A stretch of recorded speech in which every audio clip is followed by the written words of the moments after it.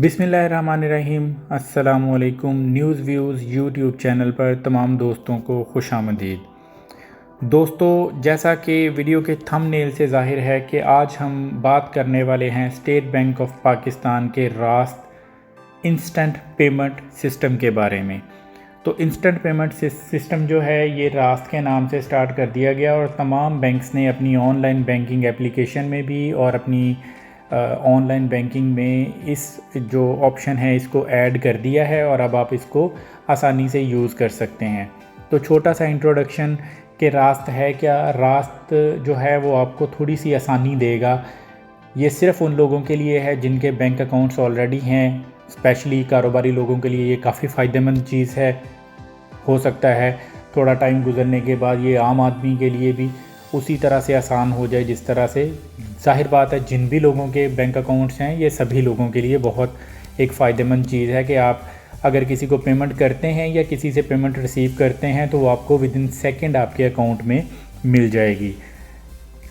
अब इसका और नॉर्मल जो बैंकिंग थी नेट बैंकिंग उसमें क्या फ़र्क है, क्योंकि पेमेंट ही करनी है तो पहले भी हो रही थी, तो इसमें और उसमें क्या फ़र्क है तो वो मैं फ़र्क आपको थोड़ा सा बता दूं। इसमें क्या होगा कि जो रास्त के अंडर पेमेंट आप रिसीव करेंगे वो पेमेंट आपको विदिन सेकंड्स मिल जाएगी। जो आप नॉर्मल सेंड करेंगे किसी भी बैंक अकाउंट के अंदर उसके लिए बैंक आपको 24 घंटे का टाइम देता है कि ये आपकी ट्रांजैक्शन जो है वो 24 घंटे में होगी। तो हम लोग यूजुअली क्या करते थे कि अगर किसी को पेमेंट करनी है तो हमें 2-3 चीज़ें रिक्वायर होती थी। बंदे का अकाउंट टाइटल, बंदे का अकाउंट नंबर और बैंक का नेम या बैंक का ब्रांच कोड। तो ये चीज़ें जो हैं हम लोग अपने बेनिफिशरी के तौर पे ये सारी उस बंदे के नाम से ऐड करते थे और बाद में उसको पेमेंट करके उसका स्क्रीनशॉट लेके उसको सेंड करते थे कि भाई ये पेमेंट मैंने आपको सेंड कर दी और जैसे ही आपको मिलती है हमें इन्फॉर्म कर दें।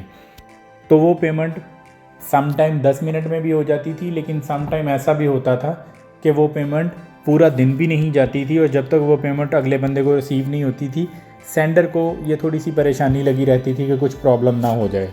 अब रास्त के थ्रू अगर आप ये पेमेंट करेंगे तो वो विदिन सेकंड जो है वो अगले बंदे को मौसूल हो जाएगी। इसमें थोड़ा सा डिफरेंस क्या है, ये इंतहाई सिक्योर सिस्टम है। इसमें थोड़ा सा डिफरेंस क्या है कि आपके मोबाइल नंबर को आपके अकाउंट के साथ लिंक कर दिया जाएगा, ठीक है। और जैसे ही वो रास्त के अंडर आपका मोबाइल नंबर इस अकाउंट के साथ आपके अकाउंट के साथ लिंक हो जाएगा तो आपको किसी को ना तो अपना बैंक बताने की ज़रूरत है, ना ही अपना अकाउंट नंबर, ना ही अकाउंट टाइटल, कुछ भी बताने की ज़रूरत नहीं है। आप सिर्फ़ और सिर्फ अपना मोबाइल नंबर शेयर करेंगे और उसको सिर्फ इतना बताएंगे कि रास्त के थ्रू मुझे आप मेरे मोबाइल नंबर पे पैसे सेंड कर दें। क्योंकि आपका मोबाइल नंबर आपके अकाउंट के साथ ऑलरेडी लिंक हो चुका है तो आपके रास्त के ऊपर जितने भी पैसे आपको मौसूल होंगे वो डायरेक्टली आपके बैंक में ट्रांसफ़र हो जाएंगे। अच्छा, जो ओवरसीज़ पाकिस्तानीज़ हैं जो ऑनलाइन बैंकिंग की एप्लीकेशंस यूज़ कर रहे हैं उनको एक छोटा सा मसला आ रहा है। वो मसला क्या है वो भी मैं अभी यहाँ पे आपको बता दूँ कि जो भी आपके मोबाइल में स्लॉट नंबर 1 पे सिम है, जैसे ही आप ऑनलाइन बैंकिंग को ओपन करते हैं और सेटिंग्स में जाके रास्त मैनेजमेंट के ऊपर प्रेस करते हैं तो वहाँ पे आपको सबसे पहला ऑप्शन मिलता है क्रिएट करने का।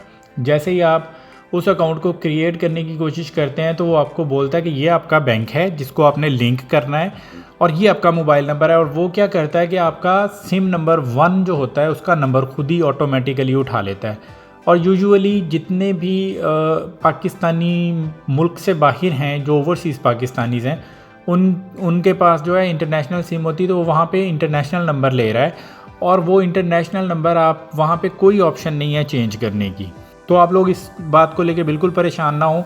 आपने करना क्या है कि आपने अपना जो इंटरनेशनल सिम है वो अपने मोबाइल से निकाल लेना है और स्लॉट नंबर 1 पे आपने आपका पाकिस्तानी सिम जो है वो डाल देना है। और जैसे ही आप अपना पाकिस्तान का सिम डालेंगे और वापस आप अपनी बैंकिंग एप्लीकेशन को ऑन करेंगे और रास्त मैनेजमेंट में जाके अपना रास्त जो है वो आईडी जो है उसको क्रिएट करेंगे, मतलब अपने मोबाइल नंबर को अपने बैंक के साथ लिंक करेंगे। तो वहाँ पे आपने क्या करना है कि सिंपली जैसे ही आपने अपनी इंटरनेशनल सिम निकाल के सिर्फ पाकिस्तानी सिम डालनी है, वहाँ पे ऑटोमेटिकली आपका नंबर आ जाएगा। अगर वो नहीं भी आता तो वहाँ पे ऑप्शन होगा कि आप अपने कौन से नंबर के ऊपर जो अपना रास्त आईडी है वो बनाना चाहते हैं, तो वो आप आसानी अपना रास्त आईडी बना सकते हैं। इस बात से परेशान होने की कोई ज़रूरत नहीं है कि ये हमारा इंटरनेशनल नंबर ही ऑटोमेटिकली क्यों आ रहा है। ठीक है जी, आप इस तरह से जाके अपनी रास्त आईडी बना लीजिए। ये फ़ायदेमंद चीज़ है। एटलीस्ट जब आप किसी को पैसे सेंड करना चाहते हैं या किसी भी बंदे से पैसे रिसीव करना चाहते हैं तो विद इन सेकेंड वो आप अपने अकाउंट में डायरेक्टली रिसीव कर सकते हैं। ये छोटी सी इन्फॉर्मेशन थी, सोचा तमाम दोस्तों के साथ ये शेयर कर लूँ। ये काफ़ी काम की इन्फॉर्मेशन है, तो उम्मीद करता हूँ कि आपको ये इन्फॉर्मेशन अच्छी लगी होगी। और इस दुआ के साथ कि खुश रहें, खुश रखें और दुआओं में याद रखें। अपना बहुत सारा ख्याल रखिएगा। अल्लाह हाफिज़। वीडियो पसंद आए तो चैनल को सब्सक्राइब कीजिए, बेल आइकन को दबाइए और वीडियो को लाइक करना मत भूलिए।